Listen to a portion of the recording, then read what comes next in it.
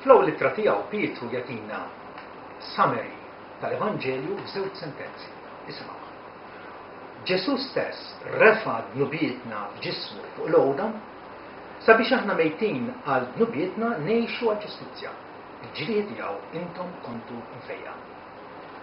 Għax kontu bħal naċ mitlufa, imissa treġġajtu lura lejn ir-raj u l-assi estrarulkom.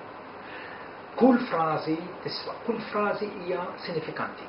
Nibdew biex noftuha u nippruvaw nifhmu x'qiegħed jgħid hawnhekk Pietru fi ftit kliem. Hu stess refa' dnubietna.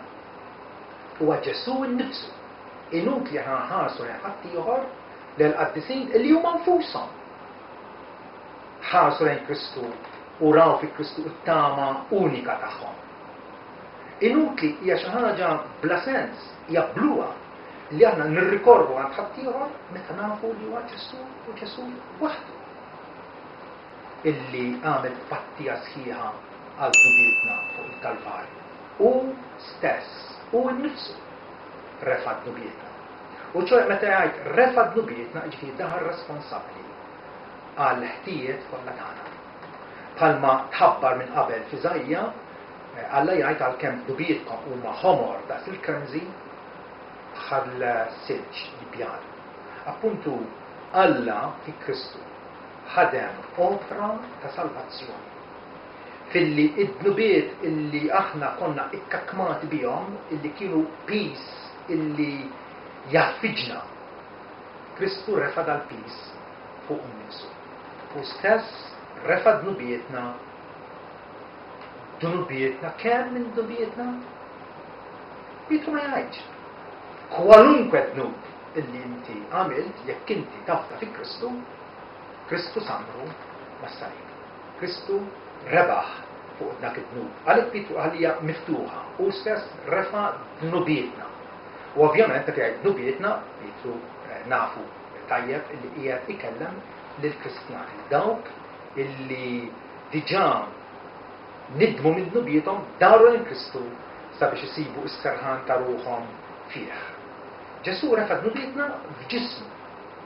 U Pietru hawnhekk qed jafferma xi ħaġa illi huwa importanti li aħna nistqarruha mingħajr dubju. Daqskemm Ġesu huwa liben Alla. Illi niżel mis-smewwiet għalina l-bnedmin u għas-salvazzjoni tagħna daqshekk ieħor huwa wkoll kompletament uman. Huwa bniedem bħalna imwieled mill-Verġni Marija, appuntu sar parti mill-umanità tagħna. Ġesu huwa bniedem perfett bħalma huwa Alla perfett. U Pietru qed jafferma hekk illi Ġesu refa' dnubietna f'ġismu. Tabba bid-dnubiet tagħna fuq il-għowda, jew fuq is-salib. Fuq il-għowda hawnhekk Pietru qed jgħidilna f'liema qiegħ Ġesu kellu jinżel sabiex jerfana miegħu fil-glorja. Fuq l-għowda hawnhekk Pietru qed jirreferi għall-umiljazzjoni ta' Kristu. Kristu illi huwa daqs Alla l-missier u ma qisiex bħala ħaġa misruqa li jkun daqs Alla u frattant xejn li nnifsu jew batta li nnifsu. U nstab fostna bħala qaddej. U kien ubbidjenti anzi sal-mewt, mewt u is-salib. U għalhekk Pietru hawnhekk qiegħed jaċċennalna l-umiljazzjoni ta' Kristu. Kristu illi huwa Sinjur imma sar fqir sabiex bil-faqar tiegħu aħna nsiru Sinjuri. Għaliex is-salib? Għaliex kien hemm bżonn illi liben Alla imut fuq il-Kalvarju? Pietru jagħtina r-raġuni. Jgħidilna illi Kristu refa' dnubietna f'ġismu fuq l-għowda biex aħna mejtin għal dnubietna ngħixu għal ġustizzja. Mejtin għal dnubietna. Ġifieri l-ewwel ħaġa illi tiġri meta aħna nirrikorru għand Kristu bil-fidi hija illi jsir divorzju minn madnub. Il-Kristjan isir jobgħod id-dnub, isir jistmel kull xorta ta' ħażen f'għajnejn Alla huwa meqjus bħala mejja ta' dnub. Kristu meta beda l-ministeru tiegħu ara mill-profeta Iżajja u qal jiena ġejt l-Ispiritu tal-Mulej dilikni biex jiena nipproklama il-ħelsien lill-imjasrin. Konna fil-jasar ta' dnub Kristu ġie sabiex jeħlisna. Buħar qal jekk liben jagħmilkom ħelsin tkunu ta' bilħaq ħelsin. Appuntu, mejtin għad-dnub biex ngħixu għall-ġustizzja. Sabiex l-istess membri ta' ġisimna li qabel konna nużawhom bħala għodda għall-ħażen, issa nużawhom bħala għodda għall-ġustizzja. Bħala għodda biex bija aħna inservu lill-Alla. Fġieħ l-ħniniet, fġieħ il-modrija li Alla urina permezz ta' Kristu, issa narfu illi noffru lil ġisimna stess bħala sakrifiċċju ħaj lill-Alla. Dak huwa l-privileġġ ta' kull Kristjan. Ta' kull Kristjan li huwa magħdud bħala ġust quddiem Alla. Alla diġà jaqta' is-sentenza tiegħu favur dawk kollha illi jemmnu f'ibnu Ġesu Kristu. Meta l-Lut saqsew lil Ġesu u qalu x'għandna nagħmlu biex aħna naħdmu l-emejjel tagħna.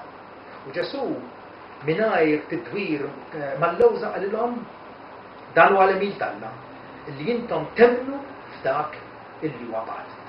L-ewwel u qabel kollox Alla jridna illi aħna nirrikorru lejn Ġesu sabiex fih insibu maħfra totali, ġustifikazzjoni quddiem Alla, fid-dwa permezz ta' temmu. Pietru ikompli jgħid hawnhekk illi aħna mejtin għal dnubietna ngħixu għall-ġustizzja bil-ġrieħi tiegħu intom kontu mfejja. Bil-ġrieħi tiegħu intom kontu mfejja. Għal xiex qed jirreferi hawnhekk? Qed jirreferi ċertament għal aktar minn fejqan fiżiku. Għaliex jiena innifsi u ħafna Kristjani sħabi li nafhom u nitkellem magħhom kollha kemm aħna imbagħtu minn xi mart jew xi debolizza tal-ġisem. Allora meta Pietru hawnhekk il qed jikkwota minn Iżajija 53 vers 5. Bil-ġried jew intom kontum fejja. Konna fejja. Ġifieri qed jitkellem xi ħaġa li hija aħjar mill-fejqan fiżiku. U dinha l-istampa narawha meta dawk l-erba' irġiel fetħu s-saqaf fejn kien qed jgħallem Ġesu u niżlu lill-ħabib tagħhom li kien paralitiku quddiem Ġesu. Il-bżonn evidenti ta' dak ir-raġel kien li jitfejja fiżikament. Kien mifluġ u xtaq illi Ġesu ifejju. Ġesu qabel ma fejq fiżikament għal nubietek maħtura. Għaliex dik hija l-fejqan indispensabbli li aħna jeħtieġ li konna mingħand Alla. Bil-ġried jew intom kontum fejqa, Pietru qed jirreferi allura għal fejqan tar-ruħ. Ir-ruħ tagħna issa hija b'saħħitha quddiem Alla. Dawk kollha illi huma fi Kristu Ġesu illi jemnu fih għandhom fejqan spiritwali mingħand Alla il-Missier. Intom kontum fejqa, Pietru qed jindirizza Kristjani in ġenerali, Kristjani li kienu jgħix fil-Kappadoċja, fl-Asja, fil-Bitinja, fil-Pontus, fil-Galazja. Kristjani illi ħajjin fi żmienu u qed jgħidulhom intom kontu infejqa. Iva jista' u għandu jkollna l-assigurazzjoni tal-maħfra. Il-Kristjan għandu jkun kapaċi jgħid jiena naf li jien maħfur. Jiena naf li għandi paċi ma' Alla. Pietru jkompli biex jgħidilna intom kontu bħannaċ mitlufa. Konna bħannaċ mitlufa, m'għadniex. Issa treġġajna lura lejn ir-raj u l-assies ta' ruħna. Kien l-emil talla illi bil-grazzja tiegħu reġġana lura lejn ir-raj tagħna. Raj illi ħobna, raj li saħansitra ta' ħajtu għannaċ tiegħu. Tantu hekk illi issa wkoll Pietru deskrivi bħala l-assies ta' ruħkom. Huwa dak is-supristant, dak il-gwardjan li kapaċi proteġina u jwassalna fid-destinazzjoni finali tagħna. L-Apostlu Ġuda ma kellu ebda dubju dwar bliema suċċess Ġesu iwettaq il-missjoni tiegħu. Fit-tmiem littra tiegħu Ġuda jgħid issa lil dak li kapaċi aħariskom it-tiġrif u jqiegħdkom bla teba quddiem il-preżenza tal-gloria tiegħu b'fer kbir lil Alla waħdu għaref Salvatur tagħna tkun glorja, majestà, qawwa u seta' sew issa u kemm għal dejjem. Tantu hekk illi l-Vanġelu illi Pietru xandrinna fl-ewwel ittra tiegħu u Evanġelu illi joħloq fina tifħir lill-Alla. Il-Kristjan jaraf irod ħaj lill-Alla, irċieva bil-kotra minn għandu. U allura ir-rispons tagħna huwa illi aħna lill-Alla se nobduh, lill-Alla se nħobbuh, lill-Alla se nosservaw l-mandamenti tiegħu, appuntu il għaliex aħrafna l-Babba tiegħu. Aħna nħobbuh għax hu ħabbna l-Alla.